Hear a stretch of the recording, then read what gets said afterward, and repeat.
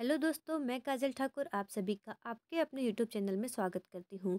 दोस्तों, आज हम जानने वाले हैं भारत में पंचवर्षीय योजनाओं के बारे में। और यह हमारी पार्ट सी प्रबंधकीय गुण से संबंधित हमारी अगली कक्षा है, जिसमें हमने पढ़ा है इससे पहले कि आर्थिक नियोजन क्या है, नियोजन के प्रकार और योजना आयोग के बारे में। आज हम जानेंगे भारत में पंचवर्षीय योजनाओं के बारे में। इसकी शुरुआत कब हुई और यह कितने ईयर चली, पंचवर्षीय योजनाएं कितनी थी, इन सभी के बारे में हम अच्छे से जानेंगे। आइए जानते हैं भारत में पंचवर्षीय योजनाओं के बारे में।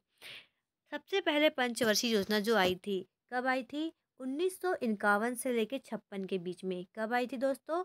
1951 से लेके 1956 के बीच में। और इसका मुख्य उद्देश्य क्या था? कृषि की प्राथमिकता को बढ़ावा देना। इसका उद्देश्य क्या था? कृषि की प्राथमिकता को बढ़ावा देना। दूसरी पंचवर्षीय योजना जो है हमारी 1956 से 61 के बीच में आई थी।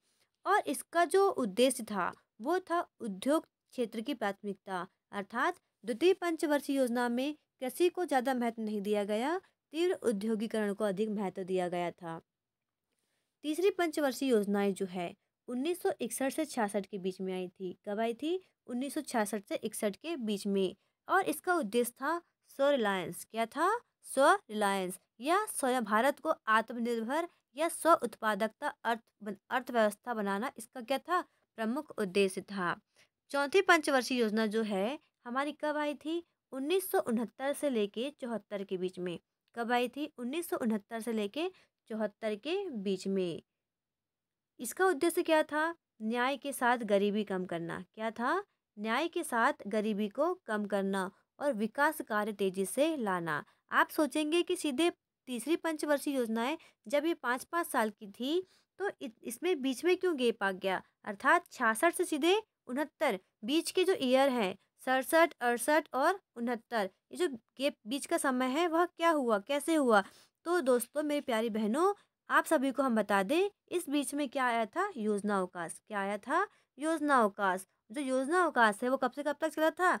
1966 से लेके 69 के बीच में योजना अवकाश चला था। क्यों चला था?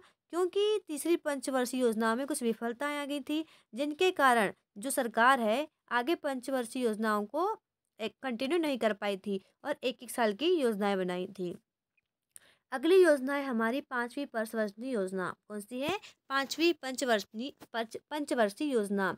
यह कब से स्टार्ट हुई थी? यह हुई थी 1974 से 5 साल बाद, 89 तक। कब हुई थी? 79 तक शुरू हुई थी। इसका उद्देश्य क्या था? गरीबी को हटाना और उनको आत्मनिर्भर बनाना।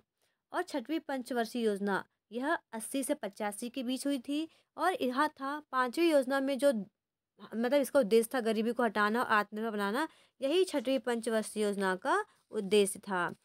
आप सोचेंगे कि 69 के बाद में 80 जो है बीच में क्या था? आपको हम बता दें कि पांचवी और छठवीं योजना के बीच में अनवरत योजना आई थी। कौन सी योजना आई थी? अनवरत। जो हमारी पांचवी पंचवर्षीय योजना है वो केवल 4 वर्ष के लिए थी। कितने वर्ष के लिए थी? यह 4 वर्ष के लिए।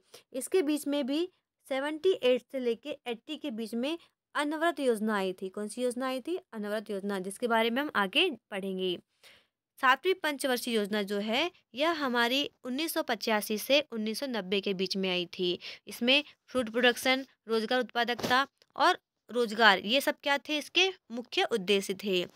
आठवीं पंचवर्षीय योजना 1992 से लेकर 97 के बीच में आई। इसका मुख्य उद्देश्य क्या था? रोजगार सृजन और जनसंख्या का नियंत्रण, इसका मुख्य उद्देश्य था। इसे हम क्या बोलते हैं? इसके बाद से आठवीं पंचवर्षीय योजना के बाद में भारत में विकेंद्रीकृत को अपनाया गया था।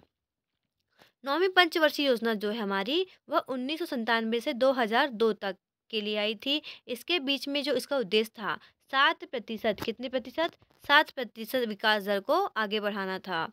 और 10वीं पंचवर्षीय योजना में यह कब तक चली? 2002 से 2007 के बीच में। और इसका जो उद्देश्य था, इसका उद्देश्य था स्वरोजगार एवं संसाधनों का विकास करना।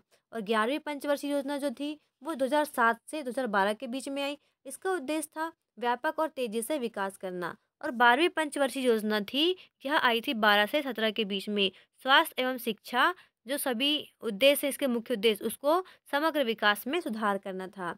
यह हमारी आखिरी पंचवर्षीय योजना थी, क्योंकि इसके बाद क्या आ गया था, हमारा नीति आयोग। क्या आ गया था, नीति आयोग। और इस पंचवर्षीय योजना को बीच में ही बंद करना पड़ा था। यह हमारी पंचवर्षीय योजना है जो पूरी 12 थी। कितनी थी, 12 थी, और 5-5 वर्ष के अंतराल में थी।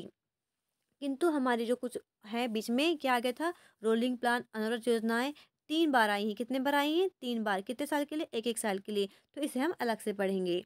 आइए पढ़ते हैं आज हम पंचवर्षीय योजनाओं के बारे में। क्या पढ़ेंगे, पंचवर्षीय योजनाओं के बारे में, जिसे इंग्लिश में क्या कहा जाता है, 5 ईयर प्लान। तो बहनों, जो पंचवर्षीय योजनाएं हैं वो आर्थिक नियोजन के अंतर्गत पंचवर्षीय योजनाएं केंद्रीकृत और एकीकृत राष्ट्रीय आर्थिक कार्यक्रम हैं। कैसे हैं, पंचवर्षीय योजनाएं केंद्रीकृत और एकीकृत राष्ट्रीय कार्यक्रम हैं। और सबसे पहले जो शुरुआत हुई थी, क्या हुई थी, सबसे पहले शुरुआत जोसेफ स्टालिन के द्वारा। किसके द्वारा, जोसेफ स्टालिन के द्वारा 1928 के दशक में पंचवर्षीय योजनाओं की शुरुआत हुई थी। कहाँ से हुई थी, सोवियत संघ अर्थात वर्तमान में रूस के नाम से जानते हैं, वहाँ से पंचवर्षीय योजनाओं की शुरुआत हुई थी। कितने वर्षों के लिए, 5। तो ये कब से कब तक चली थी, 1928 से लेके 32 तक। कब से, 1928 से लेके 32 तक। इस समय क्या हुआ था, पंचवर्षीय योजनाओं की शुरुआत हुई थी। उसके बाद क्या हुआ, उसके बाद चीन में पहली पंचवर्षीय योजना कब, चीन में भी चालू हुई थी। कब हुई थी, चीन में यह 1953 में। कब, 1953 से 1957 के बीच में। कब हुई थी, 1957 के बीच में क्या हुई थी, यह योजना शुरू की गई थी। कहाँ, चीन में। उसका क्या उद्देश्य था, सोवियत संघ की सहायता से। किसकी सहायता से, सोवियत संघ की सहायता से तीव्र औद्योगिक विकास पर बल दिया गया था। तो यह थी इतिहास इसका, पंचवर्षीय योजनाओं का, कि कब कब कहाँ। तो हमने कहाँ से अपनाया है, रूस से। कहाँ से अपनाया है, रूस से। आइए जानते हैं प्रथम पंचवर्षीय योजना के बारे में। किसके बारे में, प्रथम पंचवर्षीय योजना के बारे में। प्रथम पंचवर्षीय योजना कब आई थी, 1 अप्रैल 1951 से लेके 31 मार्च 1956। ये जो डेट है हमारी, जो 1 अप्रैल, यह सभी पंचवर्षीय योजना शुरू होती है, क्योंकि 1 अप्रैल से 31 मार्च तक ही हम काउंट करते हैं। तो यह योजना जो थी किस पे आधारित थी, हेराल्ड डोमर मॉडल पर। किस पे थी, हेराल्ड डोमर मॉडल पर आधारित थी। इसकी जो प्रारूप तैयार किया गया था, इसका प्रारूप के.एन. राज, किसके द्वारा, के.एन. राज के द्वारा इसका प्रारूप तैयार किया गया था।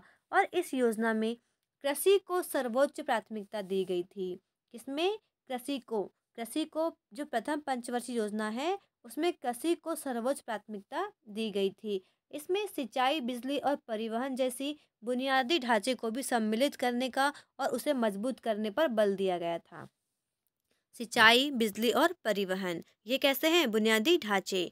इसके बीच में क्या हुआ था, इस दौरान पानी के लिए भाखड़ नागला बांध, हीराकुंड बांध और दामोदर नदी घाटी परियोजना शुरू की गई थी। ये याद रखिएगा, ये बहुत इंपॉर्टेंट है, पूछ सकता है।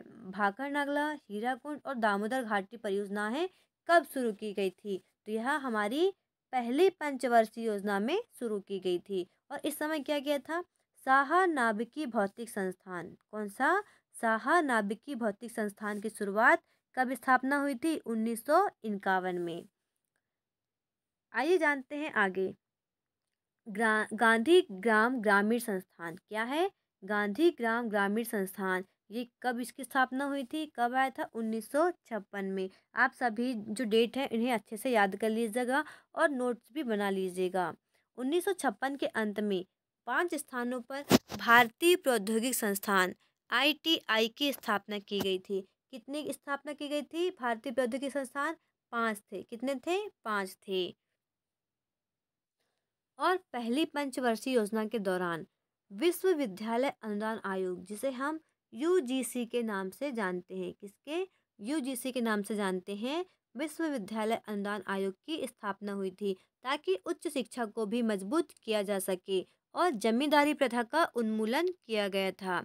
2 अक्टूबर 1952 को समुदाय के विकास के सामुदायिक विकास कार्यक्रम की शुरुआत की थी। कब की गई थी, 2 अक्टूबर 1952 को क्या किया गया था, समुदाय के विकास के सामुदायिक विकास कार्यक्रम की शुरुआत की गई थी। और 1953 में सामुदायिक विकास कार्यक्रम की सफलता के लिए वर्ष 1953 में राष्ट्रीय विस्तार सेवा नेशनल इंटेंशन सर्विस की शुरुआत की गई थी और इसी समय लोक भारती 1953 की शुरुआत की गई थी।